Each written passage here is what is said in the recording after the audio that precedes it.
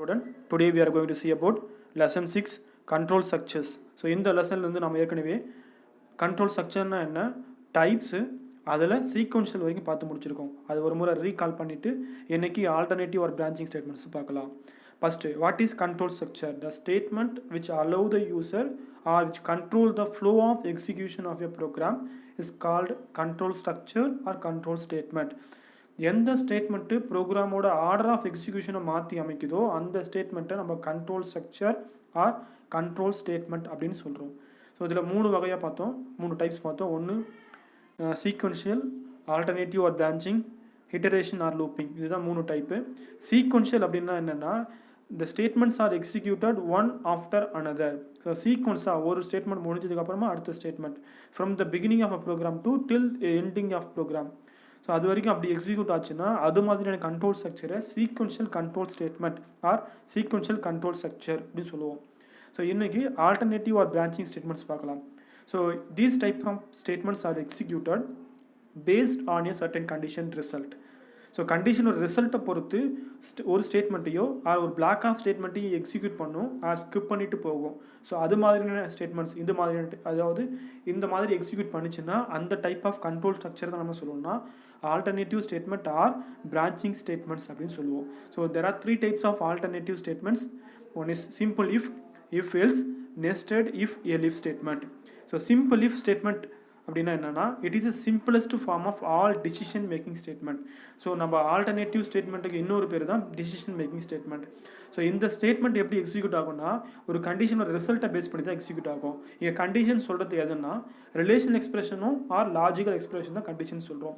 So syntax பாருங்கள், if condition colon statement block. So if the condition is true, the statement block will be executed. Here condition refers to the relational expression or logical expression. So relational expression அப்படின்றது எதுனா, relational operator, the expressions which are formed by using and relational expression is called relational operator is called as an relational expression.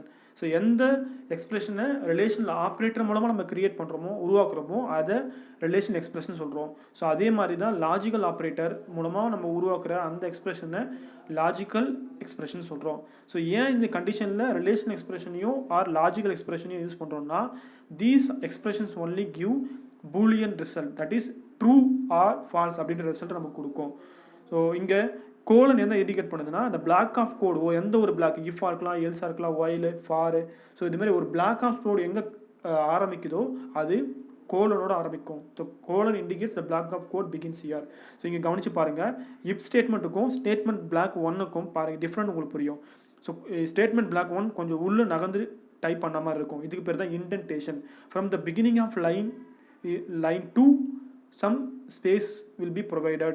It is called as an indentation. So கொஞ்சம் gap விட்டு இருப்போமா. So அப்போது இந்த statement block 1ன்றது இஃபோட block, if block தான் இந்த statement black 1 அப்படின்றதுக்கு இண்டிகேட் பண்ணுறது தான் அந்த indentation. So indentation is very important in alternative and looping statements. So first பார்த்தது சிம்பிள் இஃப் ஸ்டேட்மெண்ட். இது எப்படி எக்ஸிக்யூட் ஆகும்னா, ஃபஸ்ட்டு கண்டிஷன் டெஸ்ட் பண்ணோம். If the condition is true, the body of this statement will be executed. If there is any statement followed by a if block, that also executed, either condition true or false. So ஒரு condition ட்ரூவாக இருந்தாலும் ஃபால்ஸாக இருந்தாலும் அந்த if block கீழே எதனா statements இருந்ததுன்னா அது execute ஆகும். ஸோ இது சிம்பிளாக சொல்லணும்னா, கண்டிஷன் ட்ரூவாக இருந்ததுன்னா இஃப் பிளாக்கில் இருக்க கோடு எக்ஸிக்யூட் ஆகும், otherwise no option is given. So எந்த ஒரு அதாவது அந்த கண்டிஷன் ஃபால்ஸ் ஆகிடுச்சுன்னா என்ன செய்யணுன்ற எந்த ஒரு கோடு இதில் இருக்காது, இதில் சிம்பிள் இஃப் ஸ்டேட்மெண்ட்டில். ஸோ இந்த கோடு, அதாவது இஃப் பிளாக் கீழே இருக்க code always executed whether condition is true or false. ட்ரூவாக இருந்தாலும் ஃபால்ஸாக இருந்தாலும் இந்த இஃப் பிளாக்கில் இருக்க கோடு வந்து எப்போவுமே எக்ஸிக்யூட் ஆகிட்டே இருக்கும்.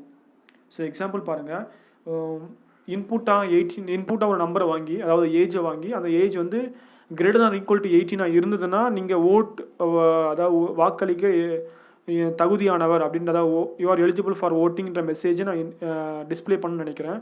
ஸோ அதுக்காக நான் என்ன பண்ணுறேன்னா, ஒரு வேரியபிள் எக்ஸ்ன்ற வேரியபிளை அதை யூஸ் பண்ணுறேன் to get the input for age. So அந்த ஏஜ் இன்புட்டாக வாங்கிறதுக்கான ஒரு வேரியபிள் தான் எக்ஸு.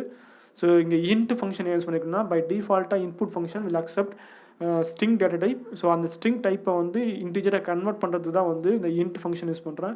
ஸோ கன்வெர்ட் ஆகிட்டு எக்ஸில் வேல்யூ அசைன் ஆகிடும். ஸோ அந்த அசைன் ஆன வேல்யூ 18ஓட கம்பேர் பண்ணுறோம். அந்த கண்டிஷன் ட்ரூவாக இருந்ததுன்னா யூ ஆர் எலிஜிபிள் ஃபார் ஓட்டிங்கிற மெசேஜ் டிஸ்பிளே ஆகும். இங்கே அவுட்புட் பாருங்கள், 34 ரிசல்ட் கொடுத்துருக்கோம். 34 அப்படின்றது நான் கொடுத்த இன்புட் வேல்யூ. அப்போ எக்ஸில் போயிட்டு 34 வேல்யூ அசைன் ஆகிருக்கும். ஸோ இங்கே கம்பேர் பண்ணும்போது 34 is greater than equal to 18 பார்க்குறோம். கண்டிஷன் ட்ரூ தான், யூ ஆர் எலிஜிபிள் ஃபார் ஓட்டிங்கிற மெசேஜ் டிஸ்பிளே ஆகும். சப்போஸ் நான் 16 அப்படின்ற வேல்யூவை இன்புட்டாக கொடுத்தோன்னா எனக்கு எந்த விதமான அவுட்புட்டும் கிடைக்காது. Because it is a simple if statement. சிம்பிளாக சொல்லணும்னா கண்டிஷன் ட்ரூவாக இருந்தால் if and only if the condition is true the statement block will be executed.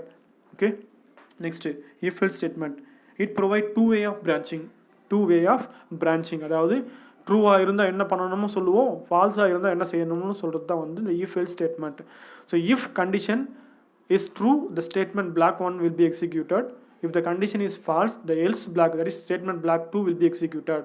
The statement block 1 and 2 cannot be executed at the same time. So எப்படின்னா statement black 1 execute ஆகும். அப்படி execute ஆகும் போது statement black 2க்குள்ளே போகாது, else black போகாது. அதே மாதிரி தான் எல்ஸ் பிளாக்குள்ளே போயிட்டு ஸ்டேட்மெண்ட் பிளாக் 2 எக்ஸிக்யூட் பண்ணும்போது ஸ்டேட்மெண்ட் இஃப் பிளாக்குள்ளே போக போகிறது இல்லை. So simple, if the condition is true, the statement block 1 will be executed. If the condition is false, the statement block 2 will be executed. Either any one of the statement only executed at the time. So இங்கே flow chart பாருங்கள். if the condition is true, body of if statement, அந்த if ஸ்டேட்மெண்ட்டுக்குள்ளே என்ன block of statement இருக்கோ அது execute ஆகும். Execute ஆகிட்டு முடிச்சுட்டு ப்ரோக்ராமில் ரிமைனிங் பார்ட் ஆஃப் ஸ்டேட்மெண்ட்ஸும் எக்ஸிக்யூட் ஆகும். சப்போஸ் கண்டிஷன் ஃபால்ஸ் ஆச்சுன்னா எல்ஸ் பிளாக்ல என்ன கொடுத்துருக்கோமோ அந்த ஸ்டேட்மெண்ட் எக்ஸிக்யூட் ஆகும். எக்ஸிக்யூட் ஆகிட்டு முடிச்சிட்ட பிறகு அந்த ப்ரோக்ராமோட ரிமைனிங் பார்ட் ஆஃப் ஸ்டேட்மெண்ட்ஸும் எக்ஸிக்யூட் ஆகும். அதுதான் அந்த ஃப்ளோ சார்ட் எக்ஸ்பிளைன் நமக்கு பண்ணுது.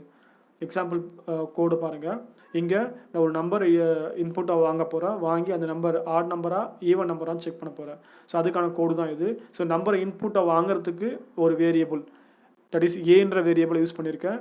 ஸோ ஏன்ற வேரியபிளோட வேல்யூவை மாடுலஸ் டிவிஷன் 2 போடணும். எனக்கு remainder part of the division operation will get. So compared to the value 0. So நம்பரை 2ஆல் டிவைட் பண்ணி அது ரிமைண்டர் 0 வந்ததுன்னா அந்த நம்பரை நம்ம ஈவன் நம்பர்னு சொல்லுவோம். அப்படி இல்லைன்னா அந்த நம்பர் ஆட் நம்பர்னு சொல்லுவோம். ஸோ அதே ரூல் தான் இங்கே. என்டர் எனி நம்பர் சொல்லிட்டு இன்புட்டை கேட்கும். ஸோ நான் கொடுத்த நம்பர் 56ன்னு அசியூம் பண்ணிக்கோங்க. 56ஐ 2ஆல் டிவைட் பண்ணிங்கன்னா ரிமைண்டர் 0 கிடைக்கும். ஸோ அந்த அரித்மெட்டிக் எக்ஸ்பிரஷனோட result 0. 0 is comparing to the value 0. So if 0 is equal to 0, yes, condition is true. So true இருக்கும்போது if blackல போயிட்டு print ஏன்றது இங்கே வேரியபிள். ஸோ வேரியபிள் அப்படின்ற வேல்யூவில் இருக்குது 56. ஸோ 56 is an even நம்பர்னு டிஸ்பிளே ஆகும். ஸோ செகண்ட் கேஸ் பாருங்கள். So enter any number display ஆகிருக்கு. நான் கொடுத்த இன்புட் 67 அசீவ் பண்ணிக்கோங்க.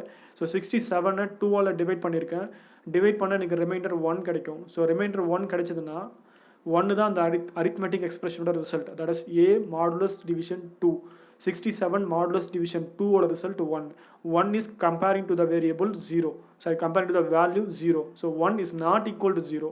ஸோ இங்கே ஈக்குவல்ட்டான்னு செக் பண்ணுறோம். Condition is false. So control automatically transfer to the else block. So அப்போ எல்ஸ் பிளாக் உள்ளே போயிடும். இங்கே என்ன கொடுத்துருக்கோம், print A is and odd number அப்படி கொடுத்துருக்கோம். அப்போ ஏன்றது இங்கே 67. So 67 is an odd number அப்படின்ற நம்மளுக்கு அவுட்புட் கிடைக்கும். ஸோ நெக்ஸ்ட்டு, ஸோ இஃப் எல்ஸை நம்ம வேறு மாதிரி மாற்றி அமைக்கலாமா அப்படின்னு கேட்டால் yes is possible by using conditional operator. So அந்த கண்டிஷனல் ஆப்ரேட்டர்னா என்ன பார்த்துருக்கோம், it is a ternary operator. It requires 3 operand to perform a task. So அதுக்கு நம்ம பார்த்து முடிச்சிருக்கோம். ஸோ இதுக்கான சின்டாக்ஸ் திரும்ப ஒரு முறை பாருங்கள். இஃப் கண்டிஷன் ட்ரூவாக இருந்ததுன்னா வேரியபிள் 1 இருக்க வேல்யூ வேரியபிள் அப்படின்ற அந்த வேரியபிளை போய் அசைன் ஆகும்.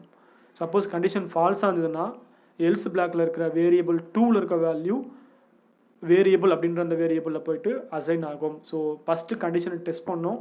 2ஆக இருந்ததுன்னா வேரியபிள் 1 இருக்கிற வேல்யூ வந்து போயிட்டு வேரியபிள், அதாவது ஈக்குவல்ட்டுக்கு லெஃப்ட் சைடு இருக்க அந்த வேரியபிளை போயிட்டு அசைன் ஆகும். சப்போஸ் கண்டிஷன் ஃபால்ஸாக இருந்ததுன்னா வேரியபிள் 2ல் இருக்கிற வேல்யூ வந்து ஈக்குவல்ட்டுக்கு லெஃப்ட் சைடு இருக்கிற வேரியபிள் அப்படின்ற அந்த வேரியபிளில் போயிட்டு அசைன் ஆகும். ஸோ அதே சேம் ஸ்டேட்மெண்ட், அதாவது நம்ம ஆட் நம்பராக ஈவன் நம்பராக பார்க்குற ஸ்டேட்மெண்ட்டு அதே ப்ரோக்ராமையே இங்கே கண்டிஷனல் ஆப்ரேட்டர் மூலமாக பார்த்துருக்கோம் பாருங்கள். ஸோ இங்கே பாருங்கள், எக்ஸ் அது ஏ தான், ஏன்ற வேரியபிள் யூஸ் பண்ணியிருக்கோம். என்னவா ரிசல்ட்டை கொடுத்துருக்கோன்னா if A modulus division 2 equal to 0வாக இருந்ததுன்னா என்ன வேல்யூவை ஸ்டோர் பண்ணுறோம் எக்ஸில் ஈவன் அப்படின்ற ஸ்ட்ரிங் டேட்டா டைப் வேல்யூவை ஸ்டோர் பண்ணுறோம். சப்போஸ் கண்டிஷன் ஃபால்ஸ் ஆச்சுன்னா ஆடுன்ற வேல்யூவை ஆடுன்ற ஸ்ட்ரிங் கான்ஸ்டன்ட்டை எக்ஸில் அசைன் பண்ணுறோம். ஸோ நம்ம கொடுக்குற இன்புட்டை பேஸ் பண்ணி ரிசல்ட் கொடுக்கும். சேம் 3ன்ற இன்புட்டை கொடுத்தோம்னா நம்மளுக்கு என்ன ரிசல்ட் வரணும்னா ஆட் அப்படின்ற ரிசல்ட் வரணும். So 3 modulus division 2 so it's not equal to 0. So else பார்ட்டில் போயிட்டு ஆட் அப்படின்ற அந்த கான்ஸ்டன்ட் வேல்யூ எக்ஸுன்ற வேரியபிளில் போயிட்டு அசைன் ஆகும். ஸோ அப்படி அசைன் ஆகும்போது லாஸ்ட்டாக பிரிண்ட் கொடுத்துருக்கோம். பிரிண்ட்டு ஏ கமா டபுள் கோட்ஸுக்குள்ளே இஸ்ஸு கமா எக்ஸு. இப்போ ஏவும் எக்ஸும் வேரியபிள், இஸ்ன்றது ஸ்ட்ரிங் கான்ஸ்டன்ட். ஸோ இப்போ ஏன்னும் போது வேரியபிள் என்ன வேல்யூ இருக்குது 3 இஸ் எக்ஸில் என்ன வேல்யூ வந்து சேராக இருக்கும் ஆட் அப்படின்ற அந்த ஸ்ட்ரிங் கான்ஸ்டன்ட் ஸ்டோராக இருக்கும். ஏன்னா இந்த கண்டிஷன் ஃபால்ஸ் ஆகிருக்கு. ஸோ அப்போ 3 இஸ் ஆட் அப்படின்ற ரிசல்ட் இருக்கும். லைக் தட் 22 அதே மாதிரி தான். 22வை 2ஆல் டிவைட் பண்ணிங்கன்னா ரிமைண்டர் 0 ஈக்குவல் டு 0 கேட்டால் எஸ்ஸு. ஸோ அப்போ என்ன ஆகும் ஈவன் அப்படின்ற அந்த ஸ்ட்ரிங் கான்ஸ்டன்ட் எக்ஸுன்ற வேரியபிளில் ஸ்டோர் ஆகிடும். ஸோ பிரிண்ட் பண்ணும்போது 22 இஸ் ஈவன் அப்படின்ற ரிசல்ட் நமக்கு கிடைக்கும். So okay. ஸோ நெக்ஸ்ட் கிளாஸில் நம்ம nested if else, that is nested if elif else statement பற்றி பார்க்கலாம். தேங்க்யூ.